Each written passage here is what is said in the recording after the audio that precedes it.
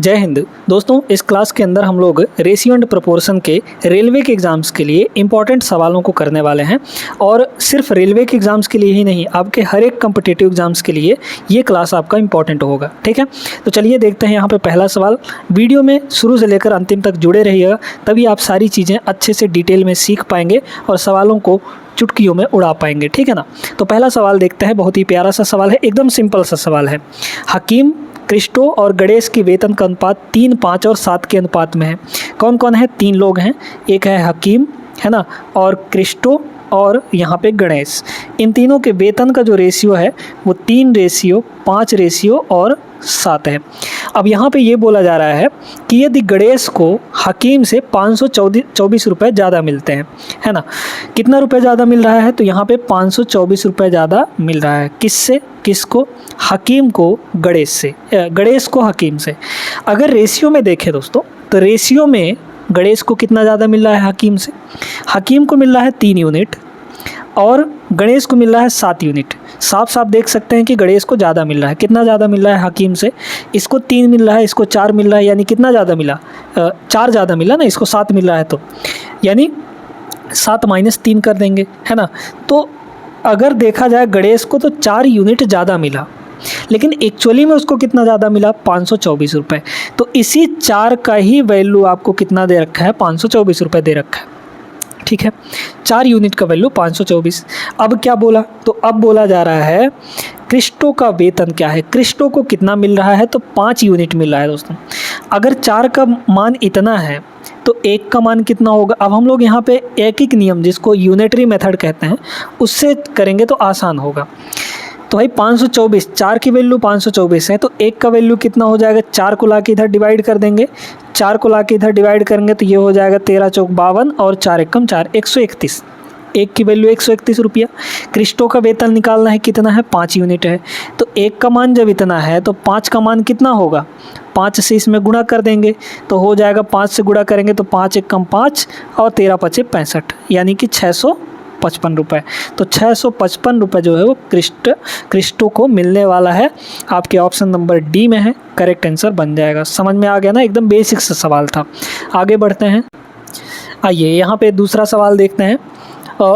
बोला गया है कि विष्णु 12 मेज़ और कुछ कुर्सियाँ खरीदने के लिए 5000 रुपये खर्च करता है।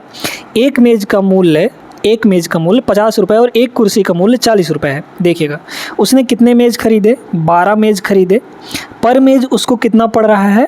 50 रुपये, है ना। एक मेज़ की कीमत कितनी है? 50 रुपये है। ठीक है, अब यहाँ पे उसने कुछ कुर्सियाँ भी खरीदी। मान लीजिए कि X कुर्सियाँ खरीदी और पर कुर्सी उसको कितना पड़ रहा है? 40 रुपये का। ठीक है, और टोटल मिलाकर कुर्सी और सभी कुर्सियों का और सभी मेज़ों का मूल्य मिलाकर उसने कितना खर्च किया यहाँ पर? तो उसने 5000 रुपये खर्च किया। ठीक है, 5000 रुपये खर्च किया उसने। चलिए अब देखिएगा भाई, एक कुर्सी का कीमत 50 रुपये है, तो मेज़, एक मेज़ का कीमत 50 रुपये है, तो 12 मेज़ उसने ख़रीदा, यानी कि टोटल कितना रुपये हो गया? 12 × 5 = 60, यानी कि 600 रुपये। 600 रुपये का मेज़ हो गया, प्लस कुर्सियाँ कितनी हो जाएंगी? X कुर्सी हैं, पर कुर्सी 40 रुपये, यानी 40x। तो कुर्सियों का कीमत 40x हो गया।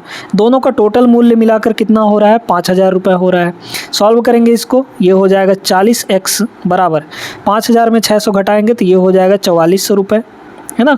और x बराबर कितना हो जाएगा यहाँ से? तो x बराबर देख लीजिए, पहले तो 0 से 0 कट जाएगा आपका और 4 से डिवाइड करेंगे तो 110 आ जाएगा। x की वैल्यू 110 आ गई, यानी कुर्सियों की संख्या कितनी आ गई? 110 आ गई। अब आपको क्या बोला है? आपको बोला है कुर्सियों की संख्या का मेज़ की संख्या से अनुपात। कुर्सियों की संख्या कितनी है? 110 है। मेज़ की संख्या कितनी है? 12 है। ठीक है, इनका अनुपात चाहिए। देखिए, इन दोनों नंबर्स को हम लोग काट सकते हैं एक फिक्स नंबर से, है ना। तो 2 से अपन लोग काटेंगे इसको, तो 2 से इसको काटेंगे तो ये हो जाएगा 55 दूना 110, और 2 से इसको काटेंगे ये हो जाएगा 6, यानी 55 और 6 का रेशियो आएगा। बी ऑप्शन आपका करेक्ट आंसर बनेगा। क्लियर हो गया ना। आगे चलिए बढ़ते हैं अगले सवाल पे।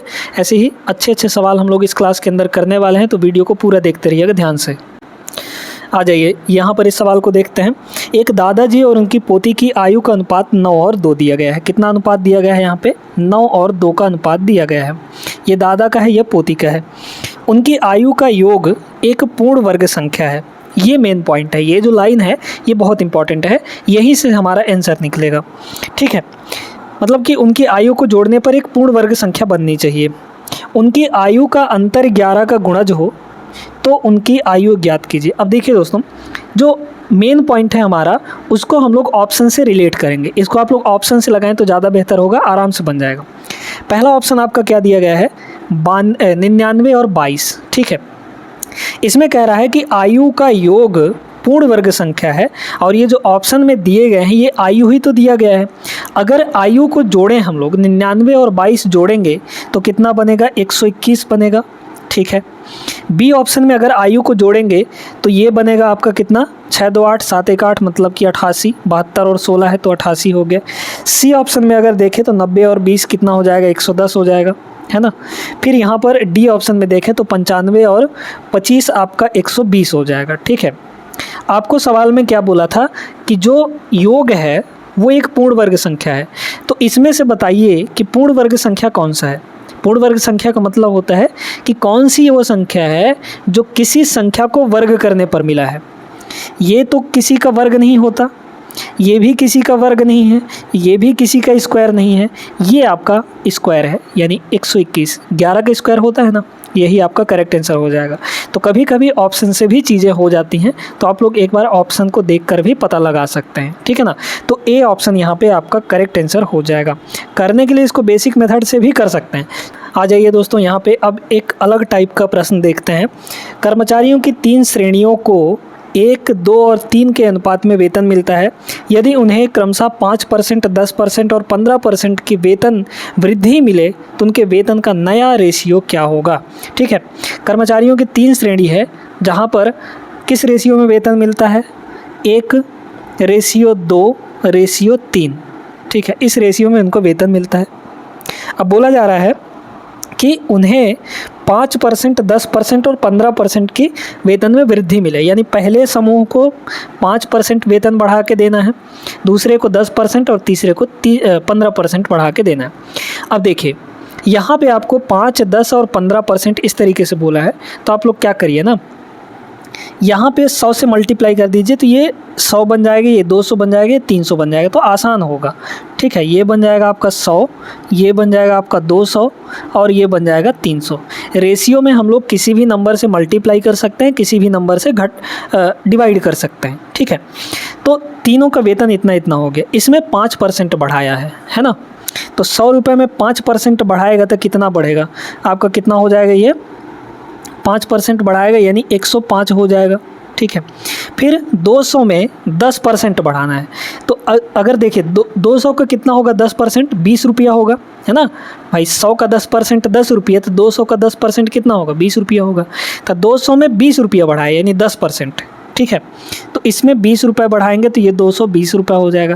भाई ऐसे देखिए ना, 200 का 10% बोला है ना, परसेंट का मतलब तो डिवाइड में 100 होता है, तो ये हो गया, 2 0 से 2 0 कटा, 10 × 2 20 हो जाएगा।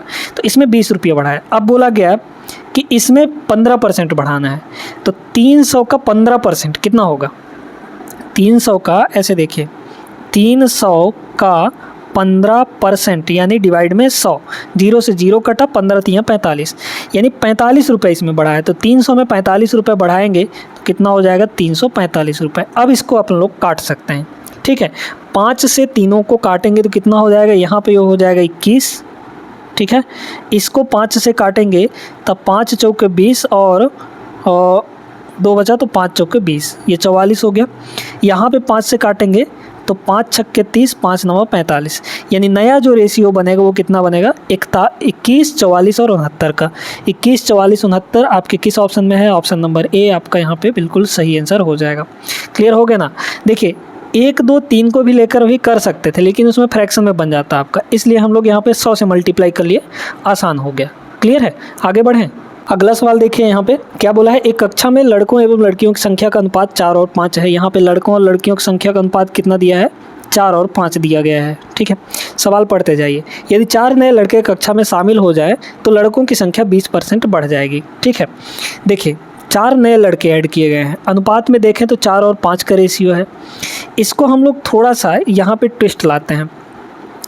लड़कों की संख्या बढ़ा रहा है ना, कितना परसेंट बढ़ जा रहा है लड़कियों की संख्या? 20% बढ़ जा रहा है। क्वांटिटी में 4 बढ़ रहे हैं, लेकिन परसेंटेज में कितना बढ़ जा रहा है? 20%। ठीक है, देखिएगा, तो यहाँ पे अगर हम लोग इसको 100 बना लें तो हमारा काम आसान हो जाएगा, क्योंकि 20% बढ़ाना है तो 100 पर 20% बढ़ाएंगे तो 120 हो जाएगा। इस तरीके से थोड़ा दिमाग लगाइए।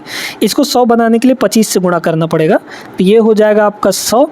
इधर 25 से गुणा किए हैं तो इधर भी 25 से गुणा करेंगे, तो ये हो जाएगा 25 पंचे 125। ठीक है, इतना हो गया। यानी लड़कों की संख्या 100 है, लड़कों की संख्या 125 है, इस तरीके से। ठीक है, अब इसमें कह रहा है कि कितना परसेंट बढ़ गया? 120% बढ़ गया यहाँ पे। ठीक है, और 20% बढ़ गया तो 120 हो गया। इनकी संख्या आपकी फिक्स है। अब देखिए यहाँ पे अगर लड़कों की संख्या तो उतनी ही है ना, लड़कों की संख्या कितनी बढ़ी है? 100 से 120 हुई है, यानी कि 20 यूनिट बढ़ी है। और एक्चुअली में कितना बढ़ा है? 4 बढ़ा है। तो 20 का वैल्यू 4 है, तो 1 का वैल्यू कितना हो जाएगा बताइए? तो 4/20 हो जाएगा, 4/20 हो जाएगा। क्या पूछा था आपको? लड़कियों की संख्या, है ना। लड़कियों की संख्या कितनी है? 125 यूनिट है, तो 125 से गुणा कर देंगे, क्योंकि लड़कियों की संख्या निकालनी है। काटिए इसको, तो आपका ये हो जाएगा यहाँ पे 4 1 कम 4 और 4 पंचे 20। इसको हम लोग काटेंगे तो ये हो जाएगा 25। 25 पंचे 125 होता है। ठीक है, ये हो गया। तो लड़कियों की संख्या कितनी हो जाएगी? 25। क्लियर हो गया ना। ऑप्शन नंबर कौन सा आपका? डी यहाँ पे करेक्ट आंसर बनेगा दोस्तों। उम्मीद करते हैं सभी को समझ में आ गया होगा। एक प्रश्न हम लोग यहाँ पे और करते हैं। चलिए आइए यहाँ पे एक छोटा सा सवाल देखते हैं। दो संख्याएं तीसरी संख्या से क्रमशः 30% और 60% अधिक है, तो दोनों संख्याओं का अनुपात क्या होगा? देखिएगा, यहाँ पे दो संख्याएं हैं, मान लीजिए ए और बी है। किसी तीसरी संख्या यानी सी से, इस तीसरी संख्या से तुलना किससे हो रही है?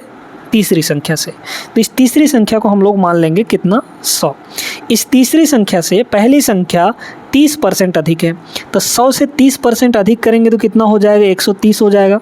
यानी ए जो है 130 है।